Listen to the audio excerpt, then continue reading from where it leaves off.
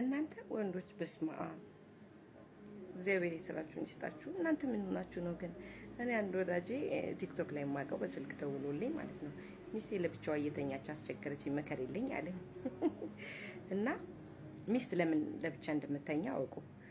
አንደኛ ይከፋታል፣ ሁለተኛ ደግሞ በተለይ ቤት የሚውሉ ሴቶች፣ ስራ የማይሰሩ ሴቶች የእውነት በጣም ነው የሚያሳዝኑት። በጣም ራሳቸውን ጥለው ቢጃማ ለብሰው ተዝረክርከው ምናምን አንዴ ልጆቼን፣ አንዴ ባለቤት የመጣ አንዴ ቡና፣ አንዴ ቤት ጽዳት ምናምን ሲሉ ራሳቸውን ሳይጠብቁ እንደዚሁ እንደባዘኑ ለልጆቻቸው ዋጋ እንደከፈሉ ለባላቸውም ዋጋ እንደከፈሉ እንደተሯሯጡ ላይፍ እንዲህ ናት። አንድ ቀን ይሞታሉ ወይ እስከ መጨረሻው እግዚአብሔር ያላቸውን ቀን ይኖራሉ ማለት ነው። ተረዷቸው እንጂ በጣም ተረዷቸው ሴቶችን። ሴቶች እኮ በጣም ነው የሚያሳዝኑት፣ ምስኪን ናቸው። እናንተ ቢያንስ ከጓደኛ ጋር ከጎረቤት ከቤተሰብ ጋር ተነጋግራችሁ ትመጣላችሁ። እነሱ ግን ቤት ውስጥ ሲሆኑ በጣም ነው የሚከፋቸው። በጣም አንደኛ ስራቸው ቤት ውስጥ ነው፣ ሰው አያገኙም። ሁለተኛ ብቻቸውን ሲያወሩ ነው የሚውሉት። በተለይ ዘመናዊ ካልሆኑ ሙዚቃ ከፍተው እንኳን ስራቸውን እየሰሩ እየተደሰቱ አይደለም። የሆነ በሀሳብ ልጆቼን ቀዳዳዬን ምናምን እያሉ እና ተረዷቸው። እንደሱ አይደለም። እነሱን በጣም መረዳት ያስፈልጋል።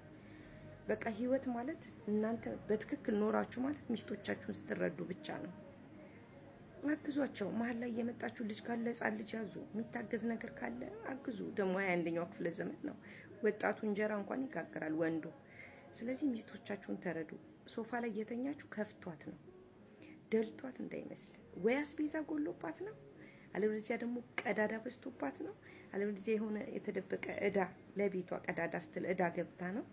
ሴት ልጅ በጣም ነው የምታሳዝነው። እውነት ተረዷት። ሴት ልጅ ማለት እናት፣ እንደ እናት ህያት እንጂ አንተን ጠልታ ወይ ደብሯት ወይ ሌላ ስልክ አውርታ ምናምን እንዳይመስልህ። ብቻዋን የምትተኛው ሲደብራት ነው።